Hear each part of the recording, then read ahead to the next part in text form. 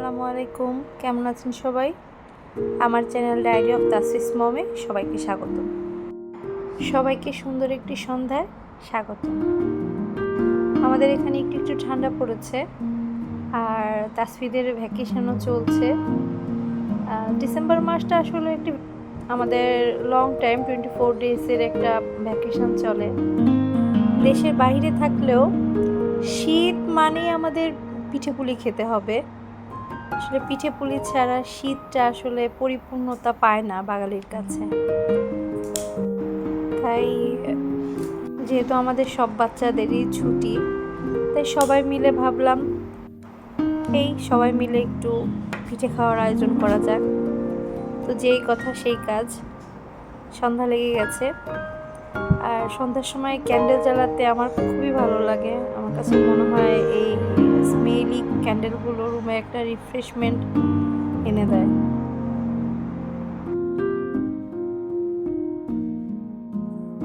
ক্যান্ডেলের পাশাপাশি সন্ধ্যার সময় আগরবাতির গন্ধটা আমার কাছে খুবই ভালো লাগে।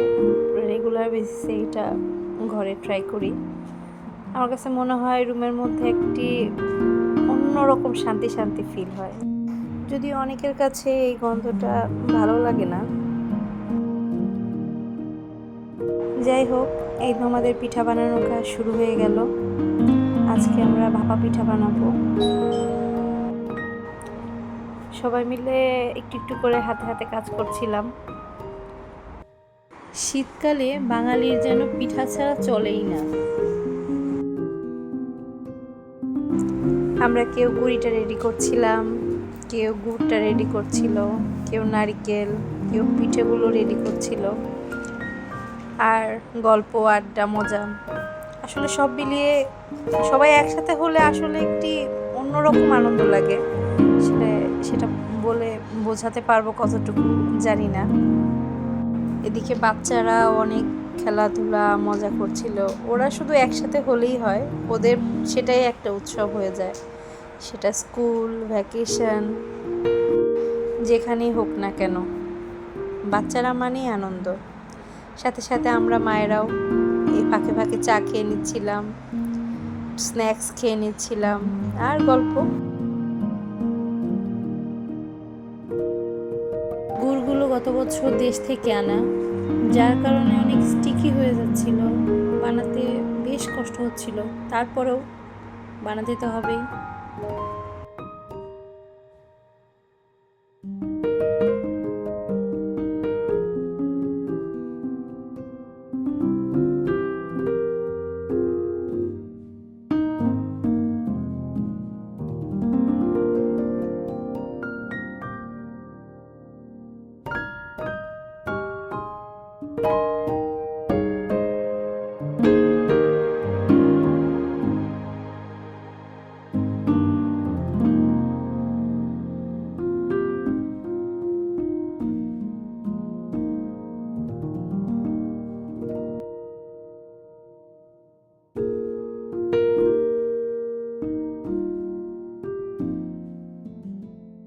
এই ভাপা পিঠা বানানোর পাতিল, ঢাকন, এগুলো সবই দেশ থেকে আনা। আম্মু পাঠিয়ে দিয়েছিল গত বছর।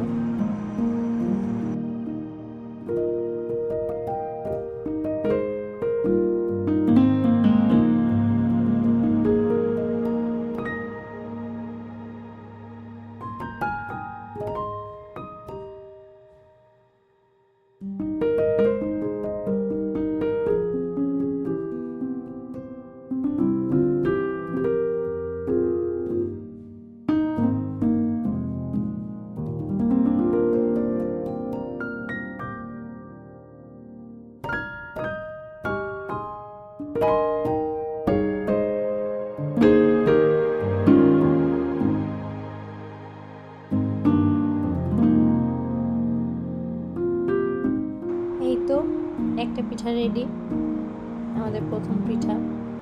আসলে দুই চুলায় দুটা দিয়ে দিয়েছিলাম। এক ভাবির কাছেও একটা পাতিল ছিল, আমার কাছে একটা, ওনার কাছে একটা।